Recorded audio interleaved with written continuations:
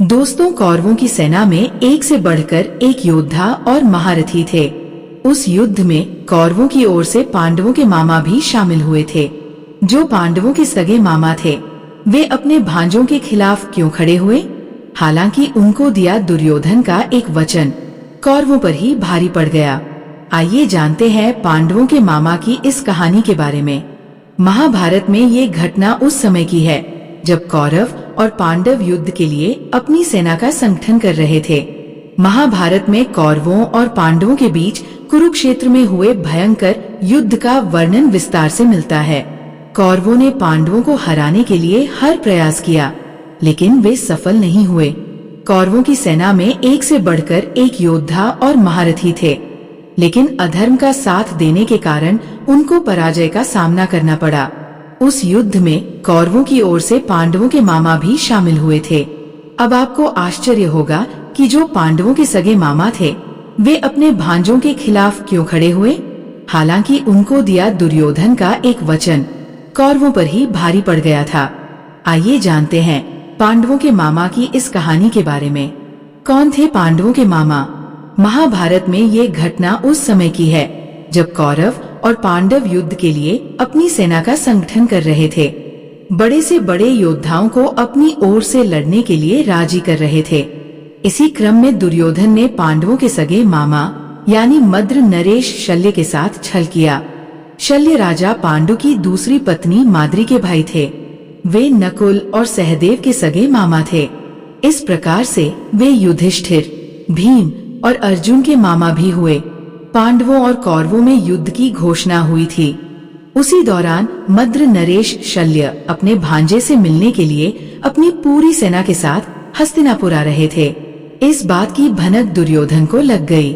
उसने बड़ी ही चालाकी से उन सभी स्थानों पर मद्र नरेश शल्य और उनकी सेना के रहने, खाने और पीने का पूरा बंदोबस्त करा दिया था, जहाँ जहाँ पर उनकी सेना ने डेरा डाला था। रास्ते भर मद्र नरेश शल्य और उनकी सेना को सही प्रकार से भोजन और पानी की व्यवस्था प्राप्त हुई। इससे राजा शल्य बहुत खुश हुए।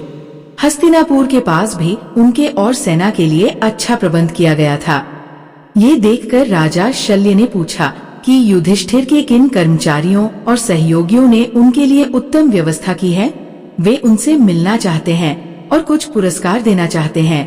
दुर्योधन वहाँ पर पहले से ही छिपा हुआ था। ये बात सुनते ही वो राजा शल्य के सामने आकर खड़ा हो गया। उसने कहा कि मामा जी, ये सारी व्यवस्था आपके लिए मैंने ही की है, ताकि आपको और आपकी सेना को कोई परेशानी न हो। इतना सुनकर राजा शल्य के मन में दुर्योधन के लिए प्रेम उमड़ पड़ा। उन्होंने दुर्योधन से कहा कि आज तुम जो मांगोगे वो तुमको अवश्य मिलेगा। चालाक दुर्योधन इस मौके के ही ताक में था। उसने राजा शल्य से कहा कि वो चाहता है कि आप युद्ध में कौरवों की सेना का साथ दें और सेना का संचालन करें। राजा शल्य ने दुर्योधन को वचन दिया था, इसलिए वे अपने वचन से मुकर नहीं सकते थे। राजा शल्य ने कौरव सेना के साथ रहने के लिए हाँ कह दिया, क्योंकि वह वचनबद्ध थे। राजा शल्य ने भी दुर्योधन के सामने रखी एक शर्त।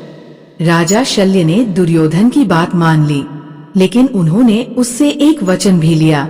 उन्होंने कहा कि वे युद्ध में कौरवों के साथ रहेंगे, जो आदेश होगा उसका पालन करेंगे, लेकिन उनकी वाणी पर उनका ही अधिकार होगा। दुर्योधन ने सोचा कि इससे उसे कोई हानि नहीं है, इसलिए उसने भी राजा शल्य की शर्त मान ली। पांडवों और कौरवों के बीच युद्ध शुरू हुआ तो राजा शल्य को कर्ण का सारथी बनाया गया। वे कर्ण का रथ चलाते थे, लेकिन शर्त के अनुसार वे पूरे युद्ध में पांडवों की वीरता का ही बखान करते थे। वे कौरवों को हमेशा कमजोर बताते और उनको हतोत्साहित करते थे। युद्ध समाप्ति के बाद भी शाम के समय कौरवों को उनकी कमजोरियों को ही बताते। कर्ण को अर्जुन की वीरता का बखान करके उसे हतोत्साहित करने का काम करते थे। वे कौरवों की ओर से होते हुए भी अपनी वाणी से पांडवों की मदद करते थे। महाभारत की इस लड़ाई में राजा शल्य भी मारे गए, लेकिन उन्हें अपने मरने का कोई भय नहीं था। वे सिर्फ इसलिए दुखी थे कि वे इस युद्ध में अधर्म के साथ खड़े थे। वे अपने भांजों का साथ युद्ध में ना दे सके। उम्मीद है आपको ये जानकारी अच्छी लगी होगी। दोस्तों, वीडियो को लाइक अवश्य करें और कमेंट में जय श्री कृष्ण अवश्य लिखें। साथ ही चैनल को सब्सक्राइब करें। आप सभी का धन्यवाद।